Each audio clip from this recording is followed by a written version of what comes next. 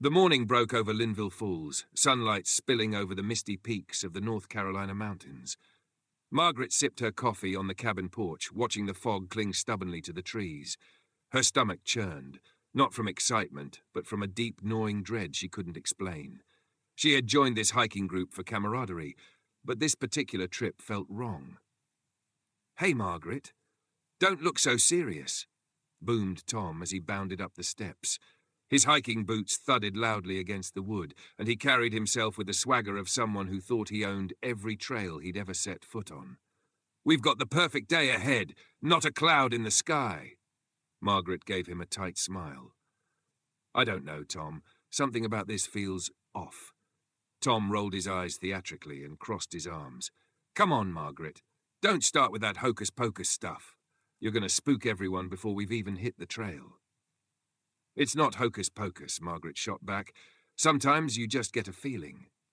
"Yeah, well, my feeling says it's going to be a great hike. You worry too much, Margaret, always looking for shadows where there aren't any."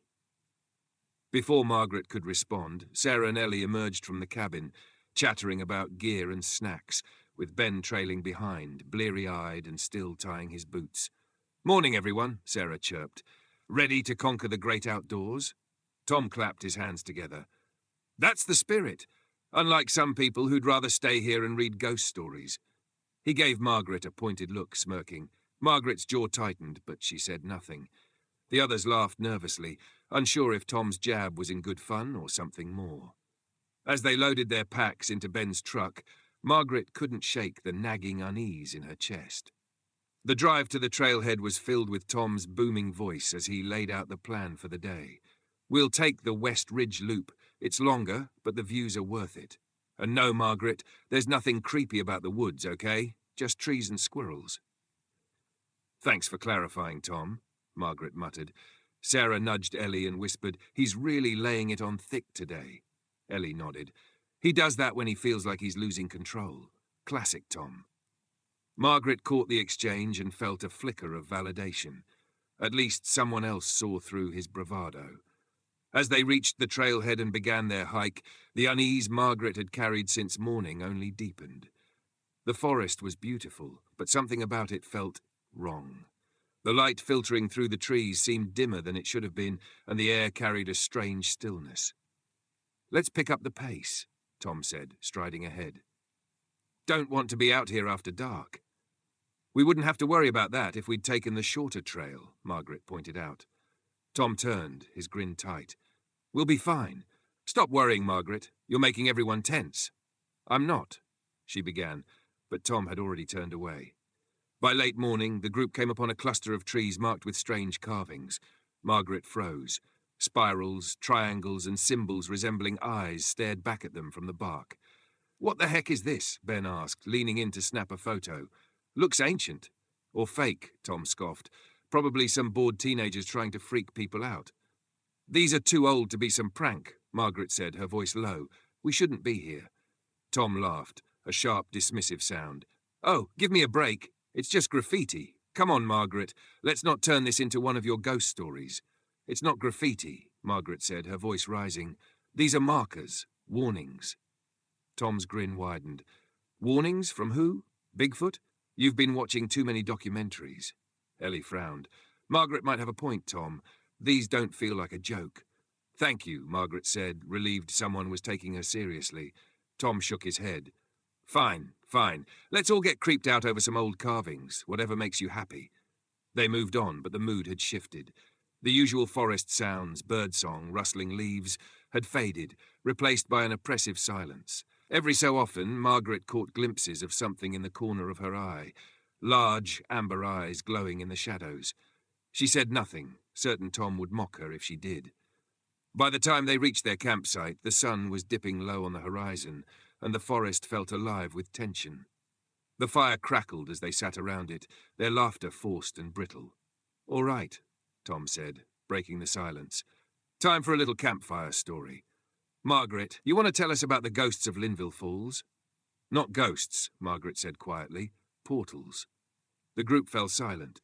"There's a legend," she continued, "about a doorway deep in these woods, a portal between dimensions. They say creatures use it to cross into our world. Creatures that don't belong here. Ben swallowed. Like Bigfoot? Exactly, Margaret said. But it's not just Bigfoot. It's things we can't even comprehend. Things that are in between. Tom snorted, but the sound was forced. Well, I haven't seen any portals today. Just trees and dirt.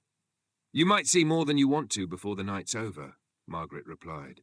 As if on cue, a low, guttural hum filled the air. The group froze. Shapes flickered at the edge of the firelight, distorted and shimmering like heat waves. Then it stepped into view. The creature was massive, its fur glimmering as though it were made of smoke and light. Its amber eyes glowed with an intensity that pierced through the darkness. It moved closer, its form flickering like a broken film reel. Tom stumbled back, his face pale. "What the hell is that?" "Sasquatch," Margaret whispered. The creature growled, a deep, resonant sound that seemed to vibrate through their very bones. The hikers stood frozen, paralyzed by fear. Then, without warning, the creature let out a deafening roar, and the group scattered, running blindly into the woods. Tom was the first to trip, his bravado gone as he screamed for help. "Don't leave me! Don't leave me!" The hum grew louder, joined by voices, soft, familiar, and heart-wrenching. Each hiker heard the voice of a loved one, calling them deeper into the woods. Tom froze, tears streaming down his face as he heard his mother's voice, long dead. "Tommy, come home." "No," he whimpered, shaking his head. "No, you're not real." But the voice was insistent, pulling him toward the darkness. One by one, the hikers disappeared into the woods, leaving Margaret alone by the fire, trembling.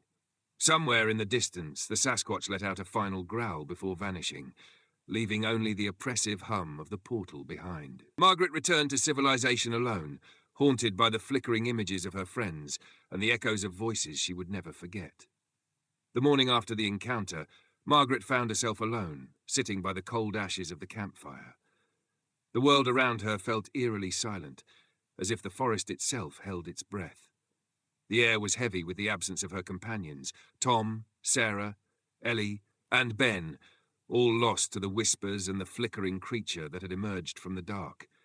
The sun began to rise, casting weak light through the trees, but it brought no warmth or comfort. Her body ached from the night's frantic running, her legs weak and her lungs burning.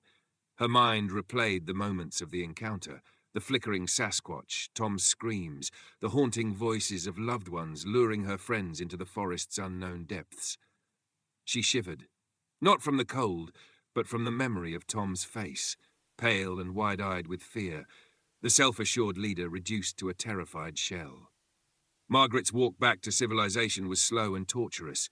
The trail seemed to stretch endlessly, and every rustle of leaves made her heart pound. She couldn't tell if she was still being watched, but the forest felt alive, as if it carried the weight of her experience. Her thoughts spiraled as she trudged forward alone. Why me? She wondered. Why did I make it out? Was it luck, or was I spared for a reason? Her mind returned to the Sasquatch. It had looked at her, its amber eyes flickering with something she couldn't quite name. Understanding? She shook the thought away. It's just a creature, though deep down she knew it was more than that. It wasn't just an animal, it was something from another reality, caught between worlds, and she had seen it. Hours later, Margaret emerged from the woods, dirty and exhausted, onto a gravel road near the trailhead. She flagged down a passing car, a couple of campers who stared at her in alarm. "Are you all right?" the woman asked, opening the car door. Margaret hesitated, the words caught in her throat. How could she explain what had happened? That her friends were gone, taken by something impossible. "I need to call the police," she said finally, her voice hoarse. At the ranger station, Margaret told her story, or at least part of it. She reported her friends missing, explaining that they had gotten separated during the night. She deliberately left out the Sasquatch and the voices, knowing that no one would believe her. Even as she spoke, she could feel the weight of judgment in the room. The rangers exchanged uneasy glances, their questions circling back to the same points. "Why were you the only one to make it back? Did you argue with anyone? Were you drinking or taking any substances?" Margaret's stomach churned with each question. She could see the suspicion growing in their eyes, especially when they found no trace of her companions.